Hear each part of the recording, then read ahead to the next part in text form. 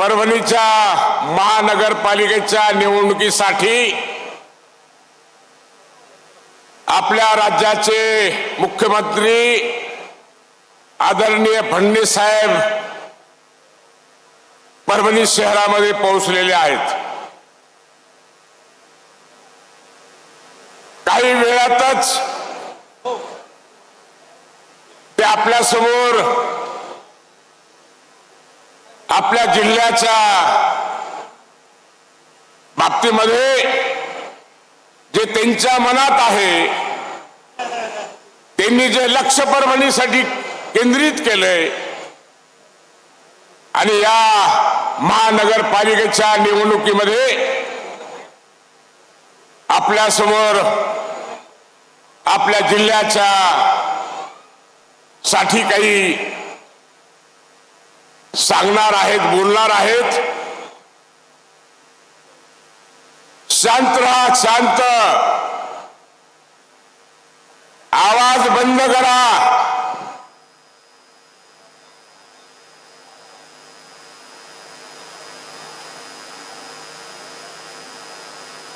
आपल्याला वाटतंय का की भारतीय जनता पक्षाच्या नेते मंडळींनी परभणी ही आपली समजली असं वाटतंय का आपल्याला?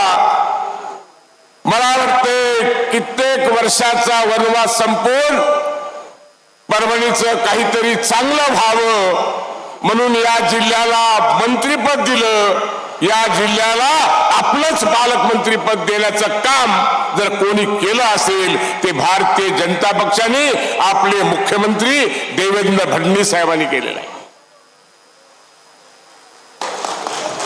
एवढी मोठी परभणीची काळजी घेण्याचं काम, एवढं मोठं परभणीकडे लक्ष केंद्रित करण्याचं काम जर भारतीय जनता पक्षाचं नेतृत्व करत असेल तर आपलीही काही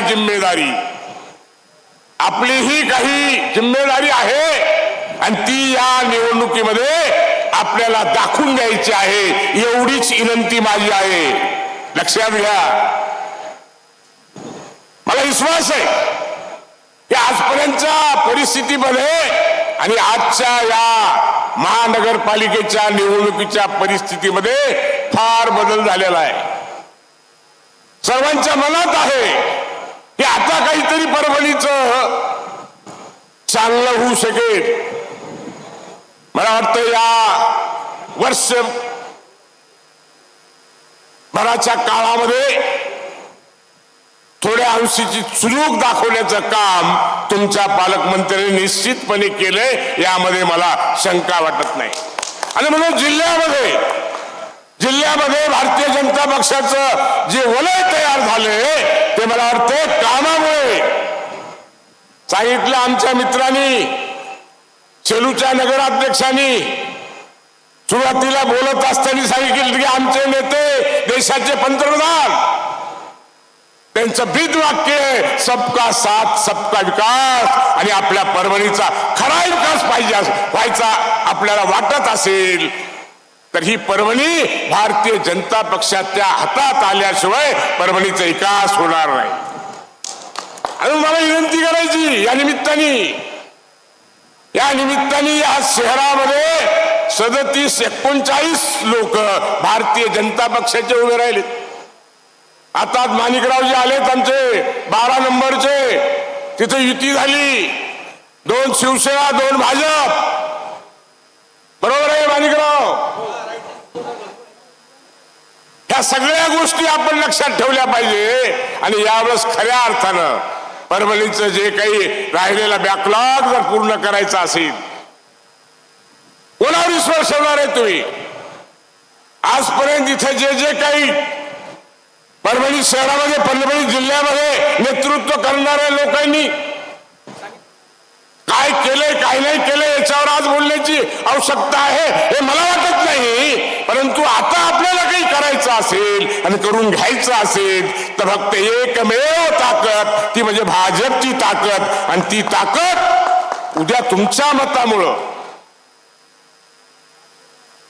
तुमच्यामुळे ती निर्माण करायची कायसाठी की परभणीचा विकास व्हावा, परभणीचं परिवर्तन व्हावं, परभणीत काहीतरी वेगळं घडलं पाहिजे. ह्या गोष्टी जर आवश्यक आपल्याला वाटत असतील तर उद्याच्या 15 तारखेला कमळाचं बटन, काय उद्याच्या 15 तारखेला कमळाचं बटन हे मात्र आपण विसरता कामा नये आणि त्याच बटनावर आपलं बटन हात गेला पाहिजे. आणि या परभणी नगरामध्ये जे काही कमळाचे आणि 12 नंबर मधले 2 बाणाचे, ह्या दोघांशिवाय तिसरा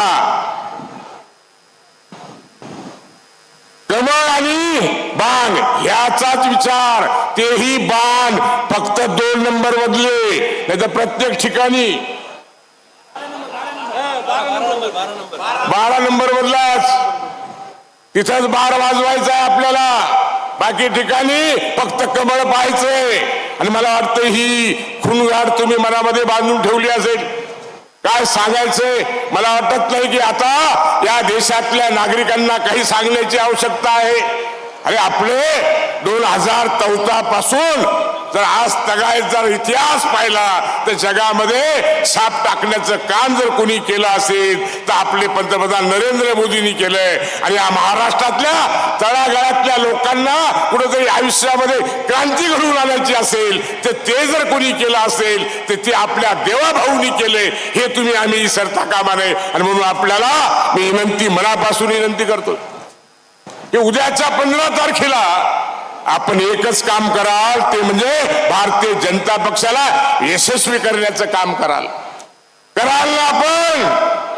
अरे मी तुळजाभवानीचा भोपळा आहे, आई तुळजाभवानीचा कदम आहे. मी कदम बोर्डीकर गावाचं नाव आहे, कोण आहे कदम आहे. आणि मग आई तुळजाभवानीला स्मारा डोळ्यासमोर ठेवा आणि मला विश्वास द्या हातवर करून की या उद्याच्या निवडणुकीमध्ये सगळे मागचे लोक का हातवर करत नाहीत, का आपल्याला विचार नाही. आपण विश्वास दिलाय आई जगदंबेला समोरून की ही निवडणूक ही भाजपची निवडणूक, ही निवडणूक कमळाची निवडणूक. आणि 15 तारखेला कमळाच्या निशाणीचं बटन दाबून 16 तारखेला भाजपचा झेंडा या महानगरपालिकेवर फडकेल एवढीच विनंती करतो आणि थांबतो. धन्यवाद.